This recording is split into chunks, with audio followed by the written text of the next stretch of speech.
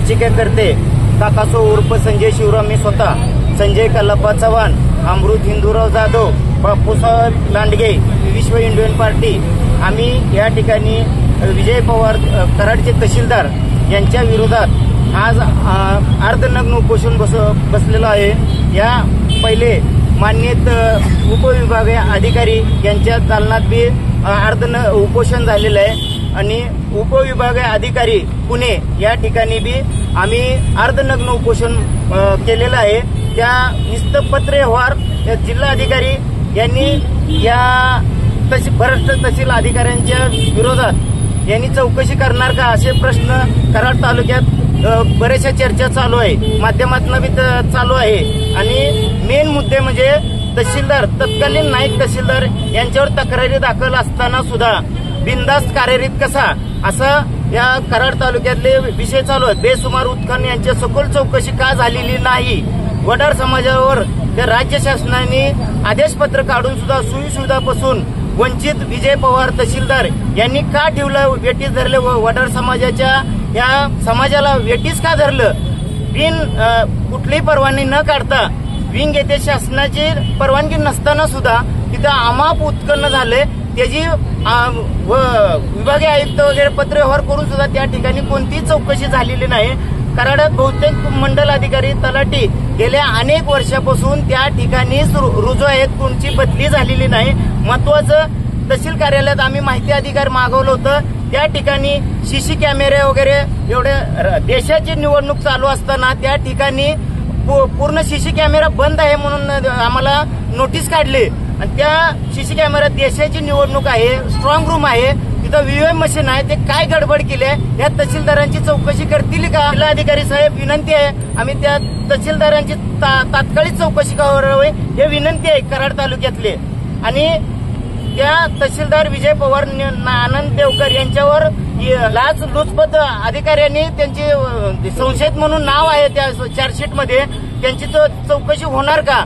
DP Jain 8 भरलेली मुरुम गाडी आणि पोकलँड यांनी तहसीलदार विजय पवार यांचे कुठलेही अधिकार नसताना त्या ठिकाणी ते डंपर सोडले, कुठली त्यांचं रॉयल्टी नाही भरलेली, त्या ठिकाणी सोडलेले आहेत। सर्व तहसीलदार हुकुमशाही विरोधात प्रांत कार्यालयात उपोषण आयुक्त आंदोलन आम्ही केलेलं आहे। पत्रकार गट गँगवार कराड तालुक्यात झालेले आहे। प्रसार माध्यमांवर बदनामी करणारी सोनाबाईचे यांची चौकशी होणार का? पत्रकार म्हणून शासकीय कार्यालयात वावरणाऱ्या दलाल पत्रकारांना बंदोबस्त व त्या जिल्ह्यात बदनामी होत असलेल्या जिल्हाधिकारी लक्ष घालणार का?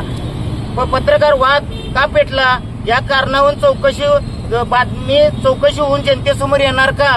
तहसीलदार कार्यालयात नागरिकांना प्रशासक गंडा घालणारे पत्रकार दलाल कोण याचे लक्ष जिल्हाधिकारी घालणार का? लाच प्रकरण आरोपी विक्रम शिवदास पकडले देखील सुद्धा त्या कार्यालयात पीक विमाच्या योजना का करतात? डिजिटल लाईन तर त्यांच्या ताब्यात दिलेला विक्रम शिवदास पत्नी पोलीस पाटील असताना प्रकरणात आरोपी म्हणून त्या पदावर रुजू आहे, जिल्हाधिकारी लक्ष घालणार का?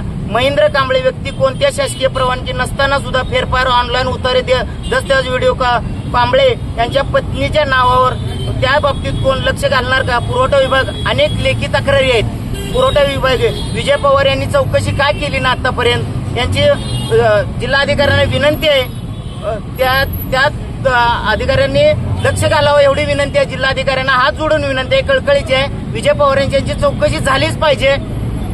नग्न उपोषण आंदोलन करण्याची वेळ प्रशासनानं आमच्यावर का आणली याचे मुख्य उद्देश की कराड तालुक्यातील महसूल विभागातील तहसीलदार विजय पवार यांच्या मनमानी भोंगळ कारभाराविरुद्ध आम्हाला नाईलाज असतो कलेक्टर साहेबांच्या ऑफिससमोर अर्धनग्न आंदोलन करण्याची वेळ आणली। याचे मुख्य उद्देश की माहिती अधिकारात अशी माहिती आम्ही काढून घेतली की वीटभट्टी माती माफिया 100, 200, 300 ब्रास माती उत्खनन करीत असतात, परंतु प्रत्यक्षात जर वीटभट्टी ठिकाणावर जाऊन बघितलं तर 800, 900, 1000, 1200 ब्रास एवढी माती उत्खनन करीत असतात। या कारणाने आम्ही 11/3/2024 रोजी उपविभागीय अधिकारी कराड यांना निवेदन दिले होते, तसंच जिल्हाधिकारी यांना माहितीची प्रत दिली होती की यांचे वीटभट्टी ठिकाणीवर जाऊन मातीचे शिल्लक स्टॉक मातीचे पंचनामे करावे आणि जास्त उत्खनन केले असणाऱ्या वीटभट्टी धारकावर दंडात्मक कारवाई करावी। परंतु तहसीलदारांनी या विषयावर 3 महिने झाले कोणतीही कारवाई केलेली नाही. नुसते आम्हाला उडवाउडवीची उत्तरं दिली जातात.